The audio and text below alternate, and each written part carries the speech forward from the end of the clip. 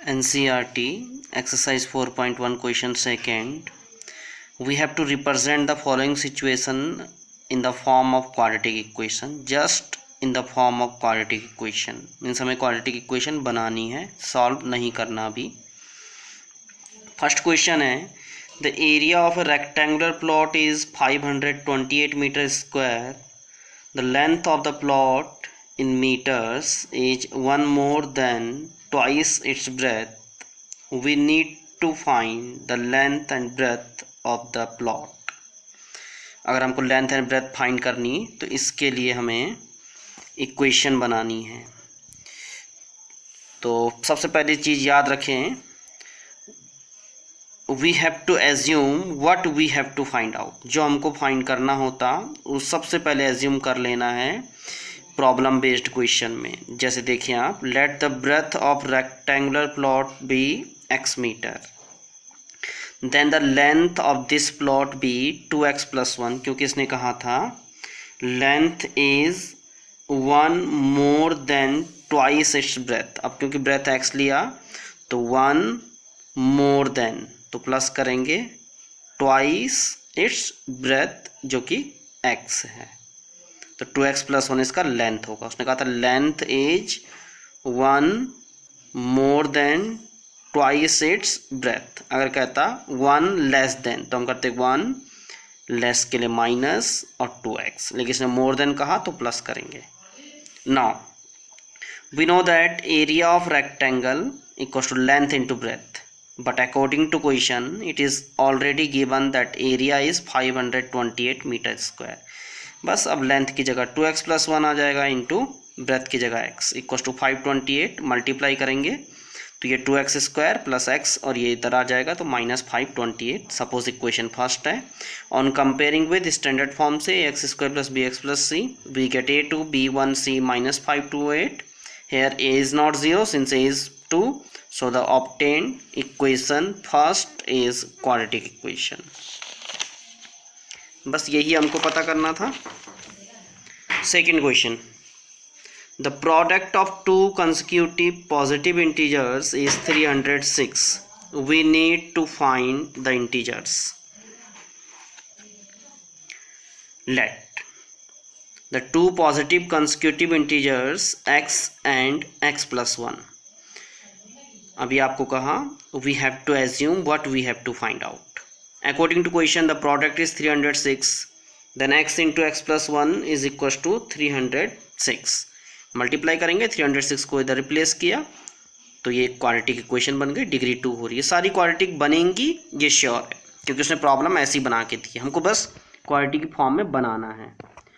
No need to check whether the equation is quadratic और not, but we have to make a quadratic equation from given problem. Now third one is age factor वाले question है. बहुत सारे question ऐसे पूछे जाते हैं. देखिए क्वेश्चन है, Rohan's mother is 26 year older than him.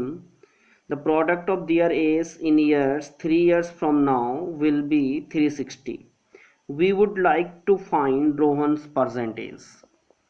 Now we have to find Rohan's percentage ना, तो we have to assume. So let the age of Rohan, that is percentage, be x year. Then his mother's percentage be x + 26 year. क्यों होगा ऐसे? इसने कहा था Rohan's mother is 26 year older than him. Rohan की mummy उससे 26 ईयर बड़ी है. मम्मी तो हमेशा बड़ी होंगी, तो x + 26 ईयर आफ्टर 3 years. उसने बोला था वहाँ पे the product of their age in years 3 years from now. आज से 3 साल बाद, ये तो परसेंटेज ले रहे हैं हम. अब 3 साल बाद जो एज होगी, अब दोनों की बढ़ जाएगी. मम्मी अगर 26 की थी तो 29 की हो जाएंगी, 50 की थी तो 53 की हो जाएंगी, 40 की थी तो 43 की हो जाएंगी.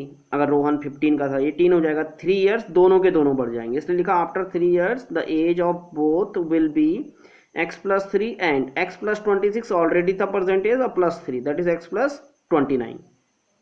ना अकॉर्डिंग टू क्वेश्चन दोनों एज का प्रोडक्ट 360. इसने कहा था जो 3 years के बाद एज आती है उसका प्रोडक्ट 360 है. बस अब मल्टीप्लाई किया हुआ, इसको इधर लेकर आए, सब्ट्रैक्ट किया तो ये हो गई हमारे पास required equation x square plus 32x minus 273 equal to 0। इसका फोर्थ पार्ट है, a train travels a distance of 480 km at a uniform speed. If the speed had been 8 km per hour less, then it would have taken 3 hours more to cover the same distance. We need to find the speed of the train. हमको train का speed बताना है, तो हमको assume कर लेना, let the speed of train be x kilometre per hour. Now we know that speed is equal to distance upon time. From this formula we can write time is equal to distance upon speed. Now first condition, तो पहली condition simple सी बात है, x kilometre per our speed है और 480 kilometre का distance cover करना है, तो टाइम क्या हो जाएगा इस फॉर्मूले से, सपोज को t1 कह रहे हैं पहली कंडीशन के लिए, t1 equal to 480 upon x, distance 480 है अपॉन स्पीड x वो हमने एज्यूम किया है. सेकेंड कंडीशन में देखते हैं, सेकेंड कंडीशन में ये क्या कहता है, it would have taken 3 hours more to cover the same distance if the speed had been 8 km per hour less. अब स्पीड क्या हो रही है, 8 km पर आवर लेस हो रही है, तो हम कुछ नहीं करते हैं, हम सेकेंड कंडीशन के लिए सेकेंड टाइम t2 से रिप्रेजेंट कर देते हैं, is equal to 480 upon x minus 8, क्योंकि speed 8 km per hour less हुई है, पहले x एज्यूम किया था उसमें से 8 कम हो गया है. Same formula distance upon speed time equal to आया आपके पास ना अकॉर्डिंग टू क्वेश्चन. अब क्वेश्चन क्या कहता है, अब यहाँ पे समझने वाली चीज है, इसने कहा था it would have taken 3 hours more to cover. अब यू नो कि जो आपके पास टाइम होगा वो इनवर्सली प्रोपोर्शनल है स्पीड के, जब डिस्टेंस कांस्टेंट होती है. यहाँ पे डिस्टेंस कांस्टेंट है क्योंकि 480 दिया हुआ है, तो इनवर्सली प्रोपोर्शनल का मतलब ये होता कि स्पीड बढ़ेगी तो टाइम घटेगा, टाइम घटेगा तो स्पीड बढ़ेगी. ना यू कैन सी x से यहाँ पे x माइनस 8 हो गया है, यानी कि स्पीड घटी है, यानी कि टाइम बढ़ेगा, यानी कि t2 बड़ा टाइम होगा, तो वही t2 इक्वल है t1 प्लस 3, क्योंकि उसने कहा था 3 hours मोर टाइम लेता है इस सेम डिस्टेंस को कवर करने के लिए वो ट्रेन, इसलिए t2 equal to t1 plus 3. ये सबसे इंपॉर्टेंट पार्ट है, इसको समझिएगा. Now on putting value of t1 and t2 we get 480 upon x minus 8 equal to 480 upon x plus 3. इसको हम रिप्लेस करके लेकर आ जाते हैं, इधर एलसीएम लेते हैं, केयरफुली इसको सॉल्व करिएगा.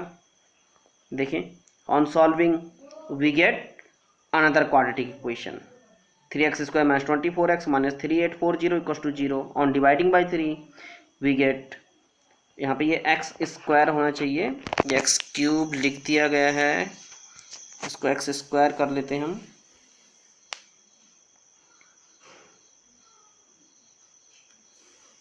x square minus 8x minus 1280 equal to 0 which is required equation. तो ये आपका एक्सरसाइज 4.1 कंप्लीट हो जाती है. इसके साथ ही नेक्स्ट वीडियो आपकी 4.2 एक्सरसाइज की आएगी. Thank you.